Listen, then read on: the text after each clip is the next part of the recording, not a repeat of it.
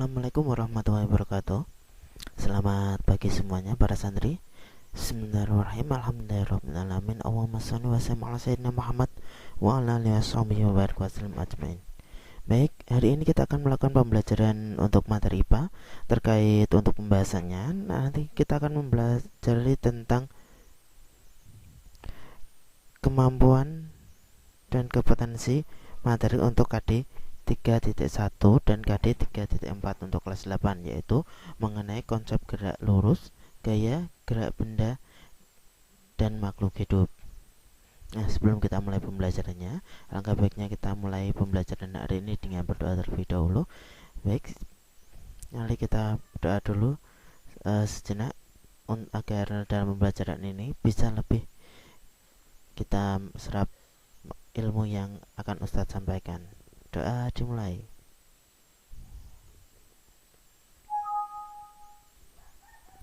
Doa cukupkan. Baik, kita lanjutkan. Santri, hari ini kita akan fokus tentang gerak. Nah, pertanyaannya, apakah yang dimaksud gerak itu? Yang kedua, bagaimana makhluk hidup dapat bergerak? Yang ketiga, bagaimana benda dikatakan dapat bergerak?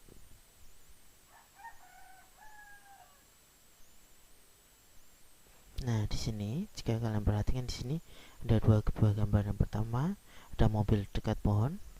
Yang kedua, mobilnya sudah menjauh dari pohon.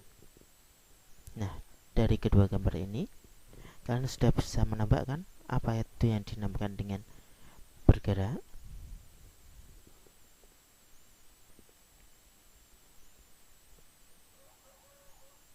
Nah, gerak pada benda yaitu suatu benda dikatakan bergerak manakala kedudukan benda berubah terhadap benda lain yang dijadikan sebagai titik acuan. Nah, jika kalian perhatikan pada gambar sebelumnya, di sini yang kita buat titik acuan adalah gambar pohon yang ada di belakang mobil. Nah, setelah itu di sini juga ada gambar pohon. Ini bisa kita jadikan sebagai titik acuan bahwa benda tersebut bergerak dari yang awalnya berada di dekat pohon, yang bergerak menjauhi pohon tersebut. Pohon inilah yang dikatakan sebagai sebuah titik acuannya. Nah, dalam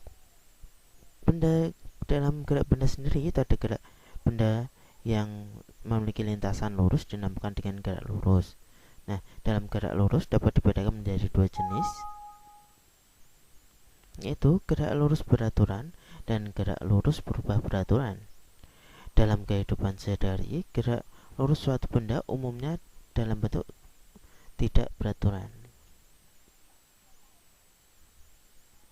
Nah, coba perhatikan gambar ini. Di sini nanti kita akan bahas apa sih perbedaan antara jarak dan perpindahan.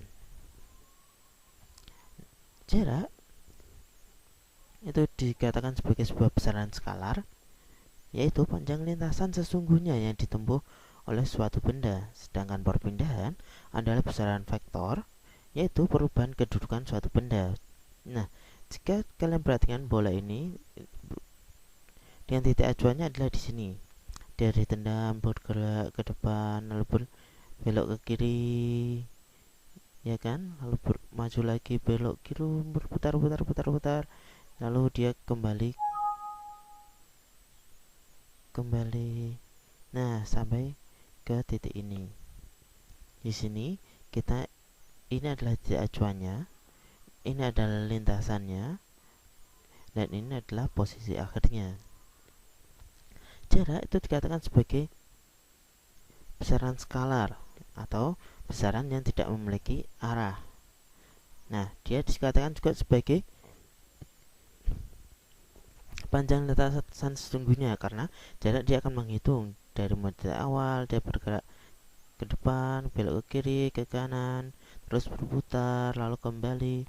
Ini semuanya dihitung di sini. Misal di sini adalah 5 meter, lalu dia bergerak serang ke sini sejauh 5 meter, dia maju sedikit sejauh 2 meter, dia bergerak serong ke kiri dia sejauh 2 meter, dan dia lurus lagi dia bergerak sejauh 5 meter lagi, kembali lagi sejauh 5 meter, lalu dia bergerak ke sini sejauh 4 meter. Nah, itu semuanya nanti akan dihitung untuk menentukan jaraknya. Sedangkan untuk menentukan perpindahannya, dia hanya menghitung dari titik awal hingga titik akhir. Nah, jadi jaraknya mungkin di sini adalah 5, 8, 2 berarti 10, tambah 2 berarti 12, 14, 17. Di sini dia juga 22 ditambah 4 berarti 26. Sedangkan perpindahannya hanya dari sini ke sini, kita anggap saja itu 4 meter. Nah, perbedaannya jauh sekali kan untuk nilainya sendiri. Nah, sedangkan untuk perpindahan kita harus menyebutkan vektornya, dia atau bergerak kemana. Apakah dia ke kiri, ke kanan, ataukah ke timur, ke barat, seperti itu. Nah, selanjutnya kita akan bahas tentang kelajuan rata-rata dan kecepatan rata-rata. Kelajuan rata-rata didefinisikan sebagai hasil bagi antara jarak total yang ditempuh dengan selang waktu tempuhnya dengan simbolnya V. Rata-rata sama dengan jarak dibagi waktunya. Sedangkan kecepatan rata-rata didefinisikan sebagai perpindahan benda dalam selang waktu tertentu. V simbolnya sama-sama V. Cuman di sini dia menggunakan jarak, dia di sini menggunakan perpindahan atau perpindahan delta S. Kenapa di sini dia menggunakan delta S? Karena di sini nanti ada S akhir dikurangi S awal, atau posisi akhir dikurangi dengan posisi awal dibagi waktu akhir dibagi waktu awal. Nah, sedangkan di sini dia langsung kumulatif. Waktunya berapa, jaraknya berapa setelah dihitung. Nah, itu adalah perbedaan antara kelajuan dan kecepatan rata-rata. Selanjutnya juga ada kecepatan saat, yaitu kecepatan rata-rata selang waktu mendekati 0, di mana kecepatan saat itu dirumuskan dalam bentuk kecepatan sama dengan limit perubahan waktu mendekati 0 untuk jarak per waktu. Nah, limit delta S per delta T dengan delta T mendekati 0 atau menuju 0, atau dalam bentuk diferensial V sama dengan ds per dt, diferensial S terhadap T.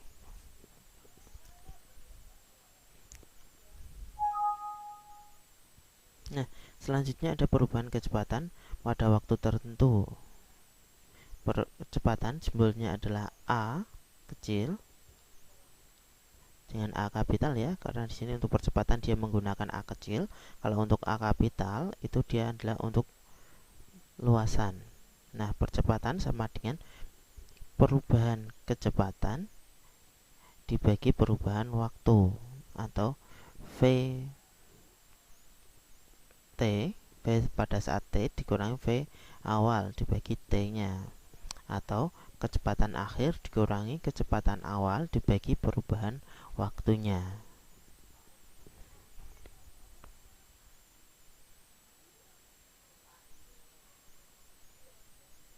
Ya.